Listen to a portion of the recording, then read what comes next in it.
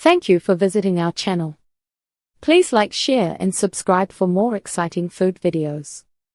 In part 2, we're continuing the discussion and diving deeper into the key points you need to understand. Get ready for more helpful details and examples. Let's jump right in.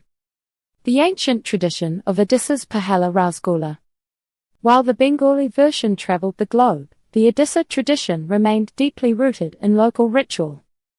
Specifically, the village of Pahala, located between Cuttack and Bhubaneswar, became the ultimate destination for this sweet.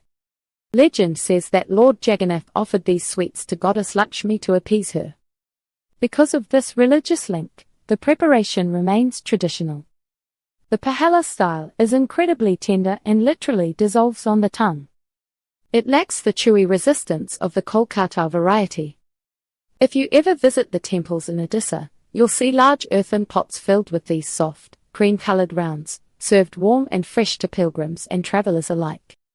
How to make perfect spongy rasgullas at home. Making this sweet at home is a rewarding challenge that requires patience rather than a long list of ingredients. You only need milk, an acidic agent like lemon juice, sugar, and water. However, the secret lies entirely in the technique. Many beginners struggle with the cheese balls falling apart or becoming too rubbery. The first rule is to use full cream cow's milk for the best fat content. Avoid using buffalo milk or homogenized milk if possible, as these can affect how the solids form. If you follow the steps carefully, you can recreate that professional sweet shop quality in your own kitchen. Step phase key objective critical tip. Curdling, separating solids from whey. Use diluted lemon juice for soft curds. Draining, removing excess moisture. Don't squeeze the cheese too dry. Kneading, creating a smooth dough. Use the palm of your hand for 5 to 7 minutes. Boiling, cooking the balls in syrup. Keep the pot covered to trap steam. Following these phases ensures that your base material is light and airy before it ever hits the heat. Turning milk into fresh chenna.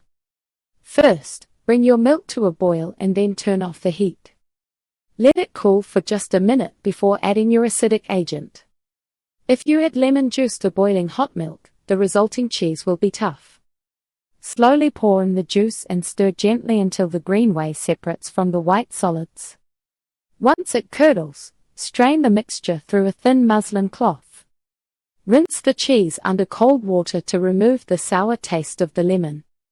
Hang the cloth for about 30 to 45 minutes.